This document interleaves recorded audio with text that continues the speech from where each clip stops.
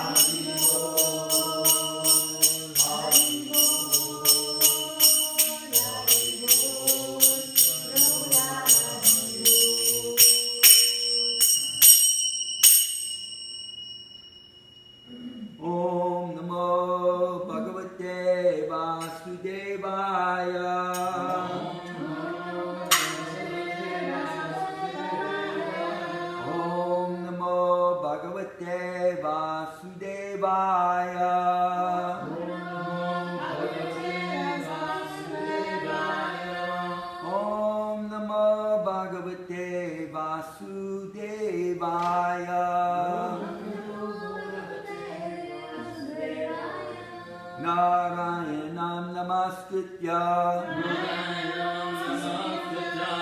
Naram chaiva narottamam Devim saraswatim vyasam Tato jayam udirayet Prayeshu Bhadresu Nityam Bhagavata Sevaya Bhagavati Uttama Sloke Bhaktir Bhagavati Naistiki Srimad Bhagavatam, Canto 3, Chapter 9. Yesterday, Mayapur gave class, and he texted me that the next text was number 9. 11.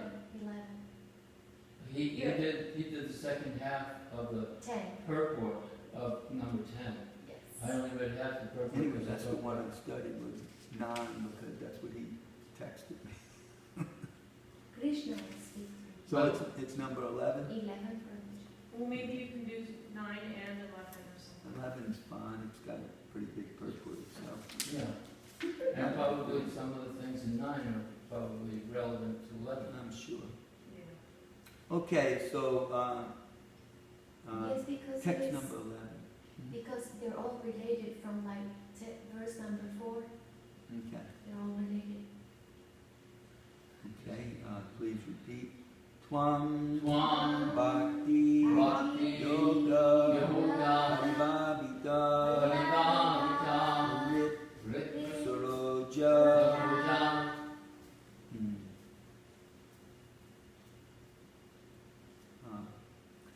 Tvam Bhakti Yoga Paribhavita Rit Soroja. Tvam Bhakti Yoga Paribhavita Rit Soroja. Ashe Sutekshita Pato Nanu Nata Pumsam Ase Sutrikshita Patunanu Nata Pumsam Ase Sutrikshita Patunanu Nata Pumsam Yaja Diya Ta Urugaya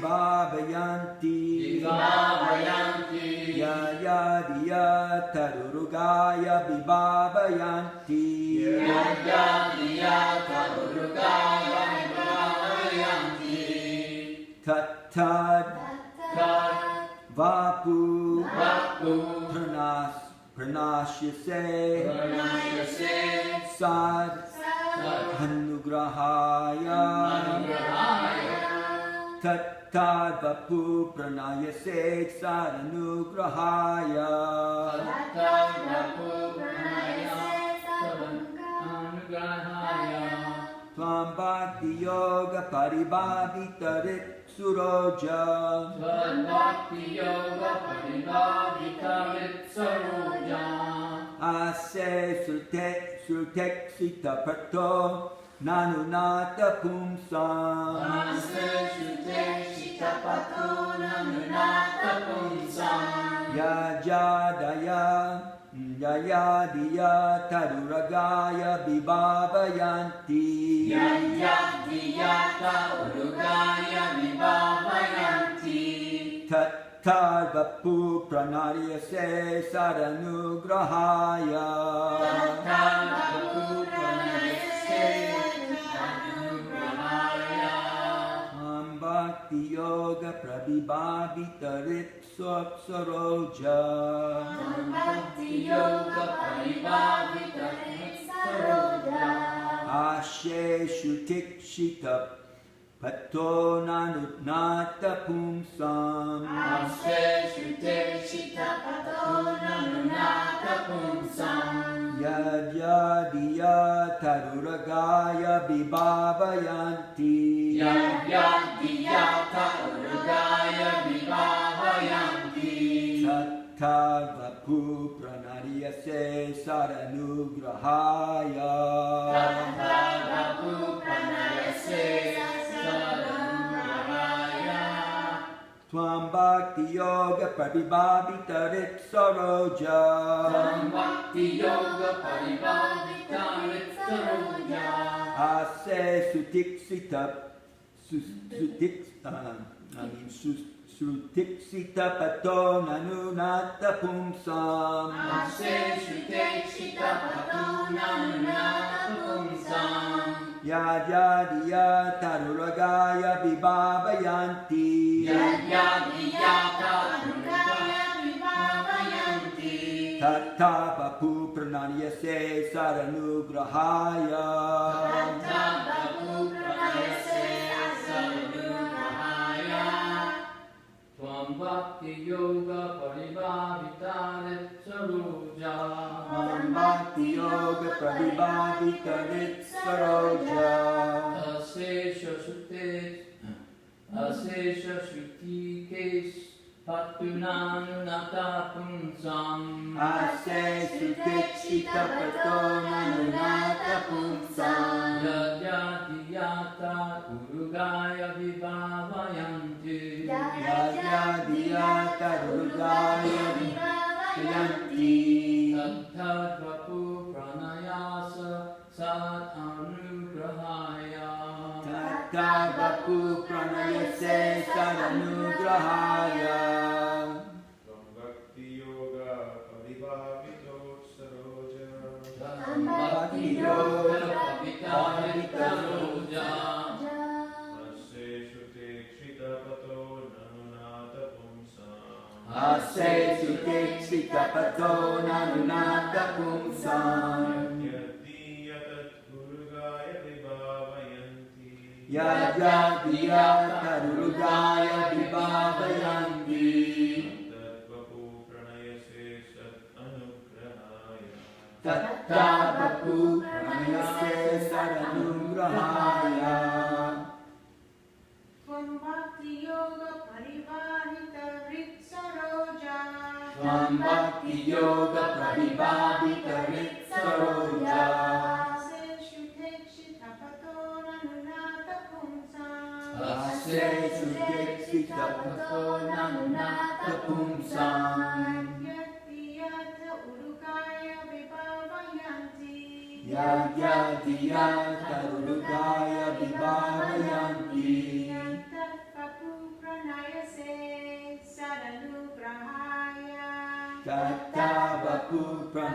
se sadanugrahaya.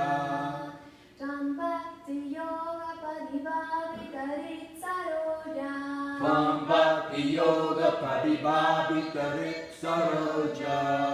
Aserutekshita patona munata pumsa. Ase sukeshita patona nunata pumsam. Yajati yata urugaya vivavayanti. Yajadiyata rugaya vibhavayanti. Tatad bahu pranaya se sat anugrahaya. Tatta vapu pranayase sanugrahaya. So did we welcome you back? Yeah. Okay, sorry. No, no, Thank you. sure. Tvam, on to you. On to you. Bhakti yoga Bhakti yoga and devotional service. in devotional service. Prabhibhavita, Prabhibhavita. being 100% engaged. Being 100% engaged. Rit Read of the heart. of the heart. Saroje, Saroje, on the lotus. on the lotus. Ashe, Ashe, you reside. you reside. Sruti iksita, Ikshita, seen through the ear. Seen through the ear. Pada, Pata, the path. the path. Nanu, Now, now. now, Nata, O my Lord, Oh my Lord. whom some Sons of the devotee, of the devotees. yat, Yaya, whichever, whichever. diya, Diya, by meditating, By meditating. te, They, your, your. urugaya, Urugaya, O multi-glorious, All multi-glorious. vibhavayanti, Vibhavanti. they specifically think of, They specifically think of. tat, tat, Tat, tat. Tata, the very the same, very same. vapu, Vapu, transcendental form, transcendental form. pranayase, Pranayase. do you manifest, Do you manifest? sat anugrahaya, Anugrahaya. to show your causeless mercy. Show your causeless mercy. Translation, please repeat. Oh my Lord, Oh My my Lord. Lord, your devotees can see you Your devotees can see you through the ears through the ears by the process of bona fide hearing, by the process of bona fide hearing, and thus their hearts become cleansed. and thus their hearts become cleansed. And you take your seat there. And you take your seat there. You are so merciful You are so merciful to your devotees to your devotees that you manifest yourself that you manifest yourself in the particular eternal form in the particular eternal form of transcendence of of transcendence, transcendence, in which they always think of you. in which they always think of you. Oh my Lord, your devotees can see you through the ears by the process of bona fide hearing, and thus their hearts become cleansed. And you take your seat there. You are so merciful to your devotees that you manifest yourself in the particular eternal form of transcendence, in which they always think of you. Srila Prabhupada's divine purport. Srila Prabhupada ki. The statement here that the Lord manifests himself before the devotee and the form in which the devotee likes to worship him indicates that the Lord becomes subordinate to the desire of the devotee, so much so that he manifests his particular form as the devotee demands. This demand of the devotee is satisfied by the Lord because he is pliable in terms of the transcendental loving service of the devotee. This is also confirmed in the Bhagavad Gita, chapter 4, text 11. Ye tamam prabhadyante tam tataiva bhajamiyaham. We should note however, that the Lord is never the order supplier of the devotee. Here in this verse, it is particularly mentioned, Tvam Bhakti Yoga Paribhavita. This indicates that the efficiency achieved through execution of mature devotional service, or prema, love of Godhead.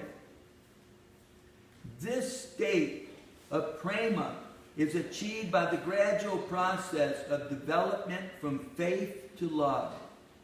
On faith, one associates with bona fide devotees, and by such association, one can become engaged in bona fide devotional service, which includes proper initiation and the execution of the preliminary devotional duties prescribed in the revealed scriptures.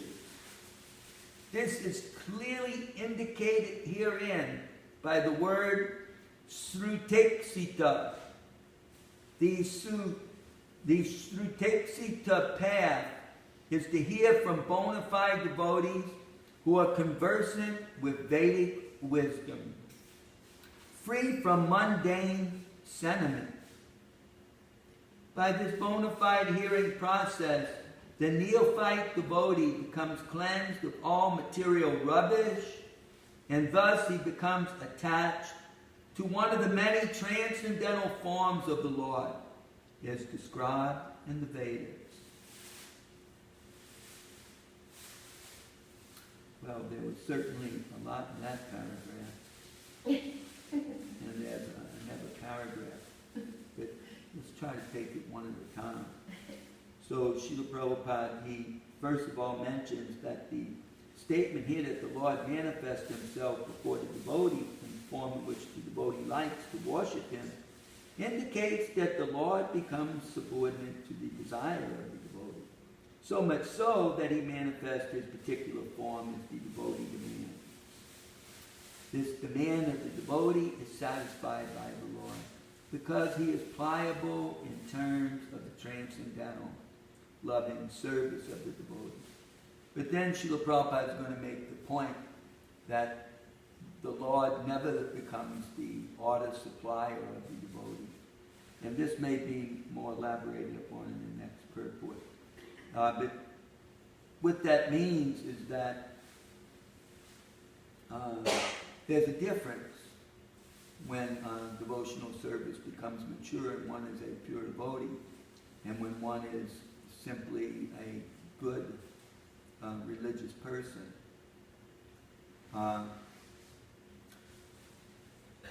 Most good religious persons, they're that way because of the power of the Lord. If it wasn't for the Lord, they would probably shrink down into V-karma and just become pretty bad sense enjoyers, like demons who get their pleasure from controlling material nature and subjecting others to their desires and enjoying all forms of material sense gratification, including those that are prohibited by the law. But by the power of the Lord, their faith in the Lord, their worship of the Lord, all their material desires are fulfilled in ways that are according to Scripture. And they gradually become better devotees. Or pure devotees, let's put it that way. Because they may be good devotees, but their heart is still interested in enjoying this world. So therefore they go up to take forms like Indra, or associates of Indra, or associates of this deva or that deva. And they may become some sage or some siddha, some perfect mystic someplace, or some Gandharva like that. And then what Srila Prabhupada cautioned us about is that we have to be very careful, because if you think we become enamored in this world with sense enjoyment, primarily in Kali Yuga it's sense enjoyment, but people can just become enamored by position and fame, more subtle types of things like that. But in the celestial world, one can become very enamored by their position and their prowess and simply their physique and their power of their mind. And we can, if we become attached in this world, you can imagine them in that world. So let's see what Srila Prabhupada says in the second paragraph. The attachment of a devotee to a particular form of the Lord is due to natural inclination. Each and every living entity is originally attached to a particular type of transcendental service because he is eternally the servitor of the Lord. Lord Chaitanya says that the living entity is eternally a servitor of the Supreme Personality of Godhead, Sri Krishna.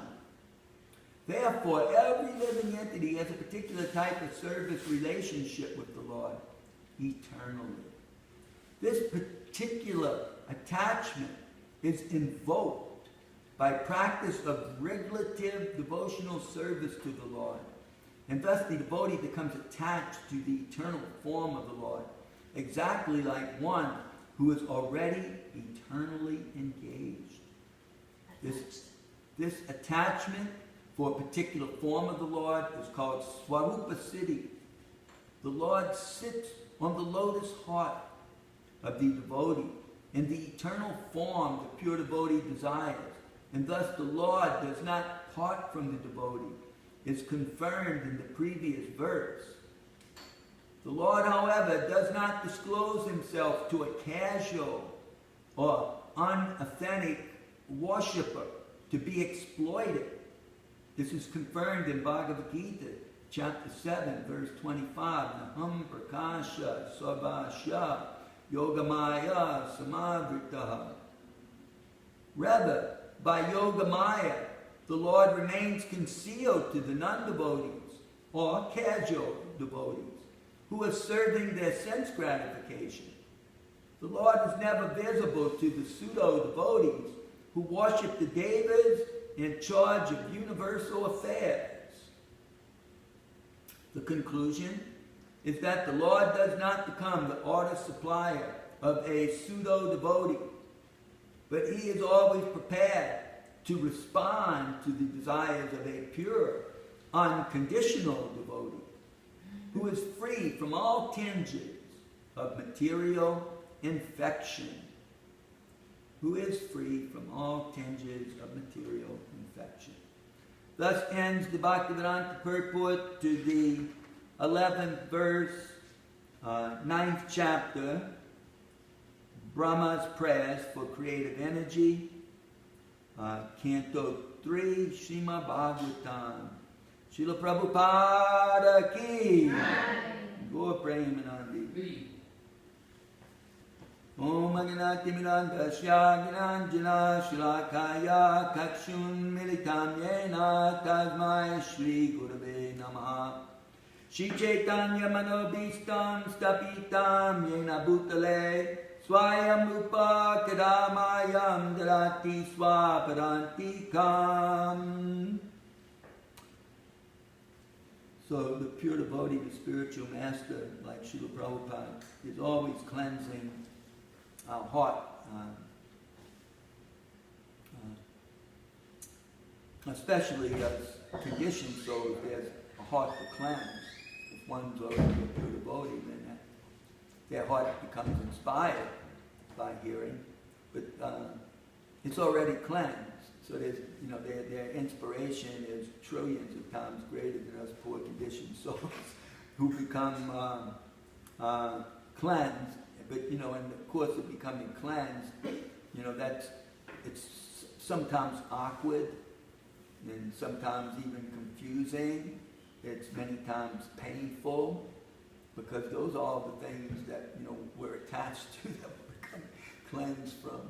There's always some form of sense gratification, either subtle or gross, that the us poor conditioned living entities are attached to, and then when we hear about how it's keeping us from the Lord and how it's and how it's and how because of that we're identified or in terms of pseudo devotee or casual devotee, materialistic devotee, devotee in the mode of ignorance or the modes of nature still. So all these things become painful to people of faith who identify themselves as being the servant of the Lord. But when most of the lay people, so to speak, what to speak of even many of the clergy or professional brahmanas, priests, even swamis, when deeply examined, we may find that, we desire liberation more than pure devotional service. We just want liberation from the modes of material nature and a eternal bliss. But not necessarily the hard labor and sweat of pure devotional service.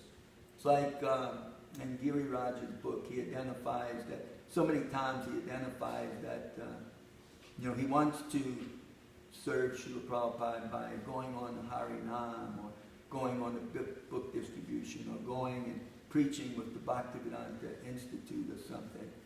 But Srila Prabhupada ultimately sends him back to Bombay, to deal with the government and to deal with the crises that's going on and so many things like that. And, and he just realizes, this is what Prabhupada wants, I can't be conditional.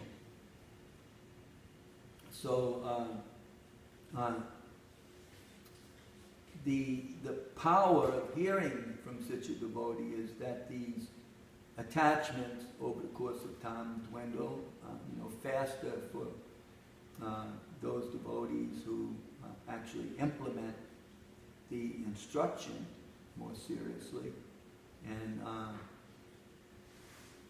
who are have some sort of Shakti, perhaps from previous lives, some sort of freedom from these attachments. I guess something like people who have substance abuse addictions. There may be someone who is less addicted than someone else, and they can progress more rapidly and become free from it and stay free and in a more happy type of nature. Whereas somebody else may struggle for years and years and years, and then when they're free, it's still like a constant battle where they have to be so grave and hard that they don't appear even joyful. And Srila Prabhupada even mentioned that about the devotees in the beginning. Sometimes people would complain, they seem to hate everything, or something like that. And Prabhupada would say, but they're giving everything to Krishna. It's very difficult in the beginning. So they may seem to be despised, ordinary people, ordinary things, because they are making a humble attempt to be aloof from things that bind us to the material world. He said, but they're doing their best to give everything to Krishna. And if they do it, then the result will be purification. Just like if people follow the 12-step process of becoming free from alcohol, as the AAA has offered to people for well over 50 years, I'm sure, then people can become free. And those who ignore it, who make fun of it, who don't follow any process to attempt to become free, they simply suffer from the addiction. So in one sense, we're all substance abusers of sense gratification in this material world, either gross or subtle. And to become free from it, we have to adopt the process that has been laid out in the line of disciplic succession, coming from Lord Chaitanya Mahaprabhu. And the amazing thing is that although humanity is more fallen than ever before, the process is giving the highest nectar It's giving us poor conditioned souls our identity in the spiritual realm back with the most beautiful form of the Lord that we desire to worship, as Srila Prabhupada pointed out in the purport, as well as pointed out in the verse by Lord Brahma. So, Lord Chaitanya is making that all available. And we just have to take up the process from the beginning.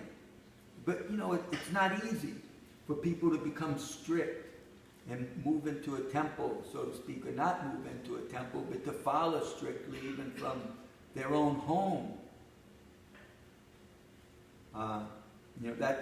That's not an easy thing to do. Mm-hmm. But if one does that, then they can make rapid advancement. But the opportunity of making advancements there for anyone is pointed out simply by this wonderful hearing process. We don't see Krishna through the eyes. We may be able to see his deity in his picture. And if one has some faith, then they may be able to see Krishna. They may know the philosophy that there's no difference between the Murti and Krishna. But are we serving the Murti and Krishna purely? Or are we bowing down and simply becoming pious and becoming free from, our whatever material reactions, whatever ill karmas we had there? And then we go home and we simply engage into the work. So, but the eyes is not the process. And the eyes, when one becomes devoted, they can help like all the other senses can help. But in the beginning, for a fallen conditioned soul, like somebody like Valmiki Muni, when he was a serial killer, or the disciple of Narada Muni, who was the serial killer of animals, a very bad hunter, who was so demoniac that he liked to watch the animals suffer. So he would only put them in pain and watch them suffer to death. But Narada made him into a devotee. So it wasn't that they could see everything perfectly. Of course, with Narada's mystic power, he helped the hunter to see what he was destined to obtain by living like this, and that was very hellish. So the hunter became fearfully inspired to practice devotional service. But the process is through the ears. So both of them took up the chanting of the Guru's mantra very seriously. So similarly, Prabhupada, he gave us a mantra, and he gave us the books to hear from. And and he spoke those purports for us to listen to. And then he engaged us and in reading them, and not only reading them, but giving classes about them and elaborating upon it so that it would sink in deeper. And even more than that, he asks us to write about it, because then things become more assimilated and more carefully thought out and understood. In this way, the hearing process, one can gradually see. I mean, most people in the West, they come from a position, at least religious people do. The atheists or agnostics may come from a different position, but both of them come from a position of seeing the Murti as simply a statue. And so they don't have no faith in this system of Vedic worship that even Lord Krishna himself teaches in the 11th canto of the Srimad Bhagavatam and the Uddhava Gita. So this process didn't just begin with Lord Chaitanya, but it began with long before Lord Krishna appeared on earth. It's the ancient system of worshiping Krishna.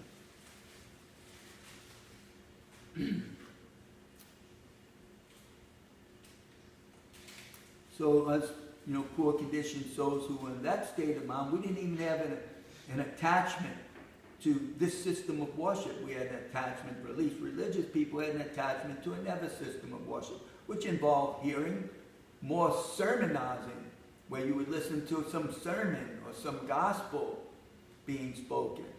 Or singing. You know, people would sing hymns, just like we also sing mantras or hymns, some glorification of God.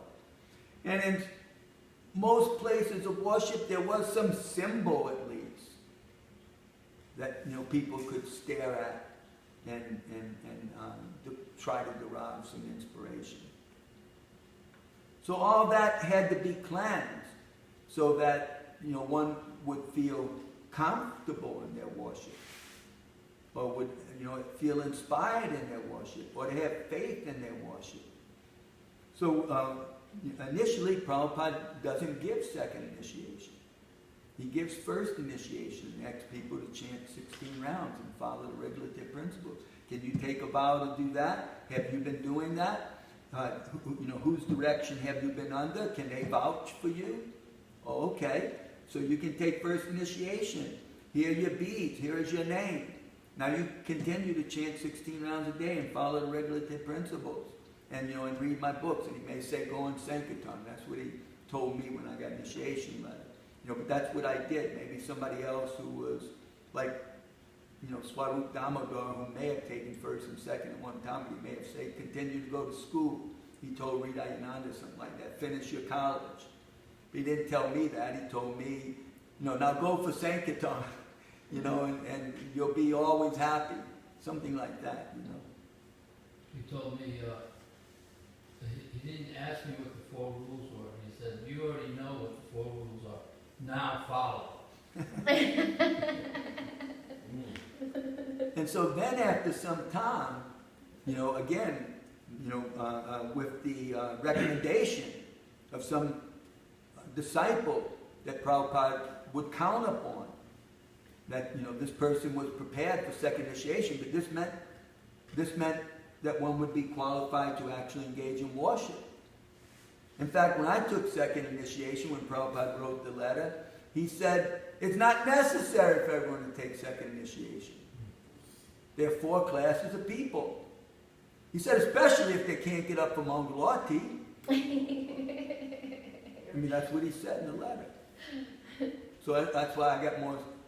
It wasn't that I didn't go to Mangalati, I was always up, but I would try to go up and chant japa because I had so much to do during the day.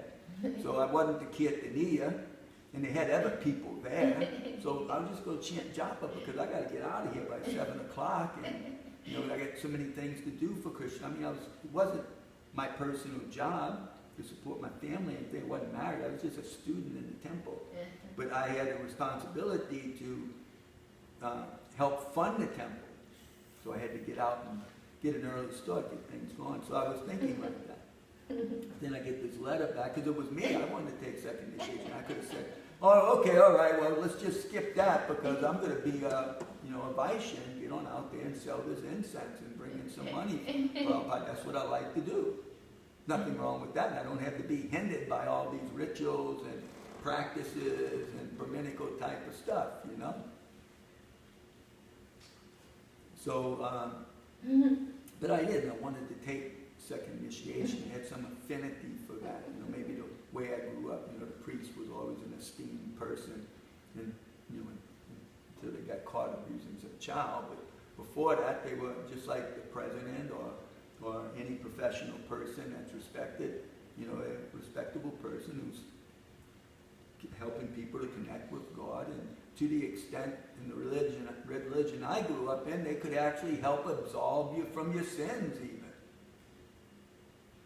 So, you know, I had some respect for that, for someone who had some ability to do some ritual that was pleasing to God, that maybe every common person didn't know. And, you know, and who could speak from some scripture, you know, so like that. So I had some aspiration for something like that, you know. And so I decided, yes, I want to do this, you know. And by Krishna's mercy, you know, it all worked out so far. And just have to keep plucking away at it in this lifetime. We should never give up, whatever situation we find ourselves in. We continue our best to uphold our vows and to try to please our Guru and Guranga. As we get older, we should know more easily, you know, how to do that. But many times they may develop different a doubt in somebody's mind, or someone may feel unsure, and so then naturally we turn to somebody we feel we can trust, and we maybe ask them, or we present the situation to them. Hey, what do you think? I mean, it's like this, and I've been doing this and doing that, but this is what's happening, and this is what so and so is saying, and what do you think? I mean, what should I do?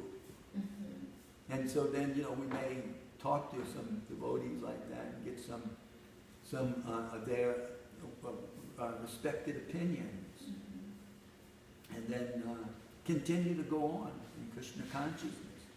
Whatever, because life changes. One may get sick. One will certainly get old, and we all of a sudden we may find ourselves without a job. Like our temple president in Los Angeles, Gopal Bhatta at the time.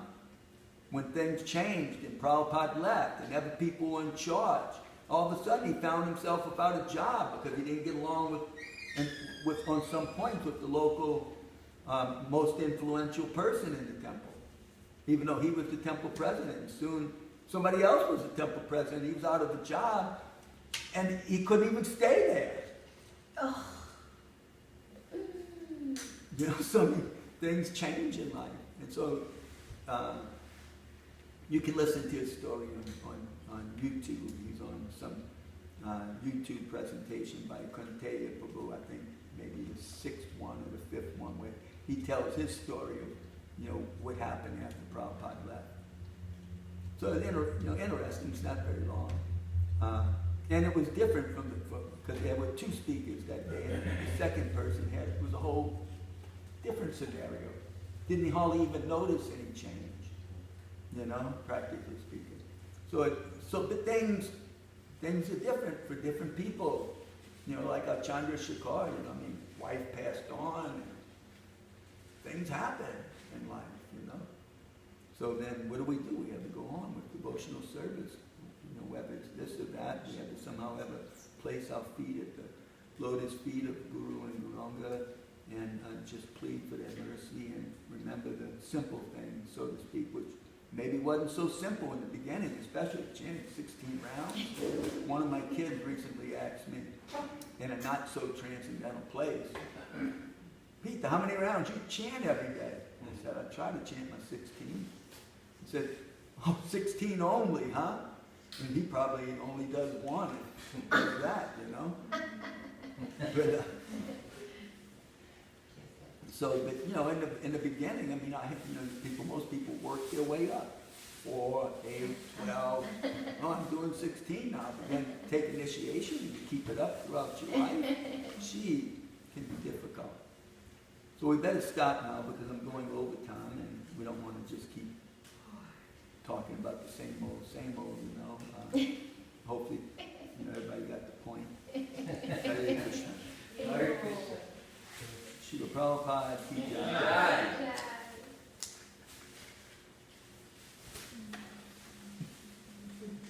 See, I'm not so popular. Only person who watched me on this Facebook Live was Rasa Raj.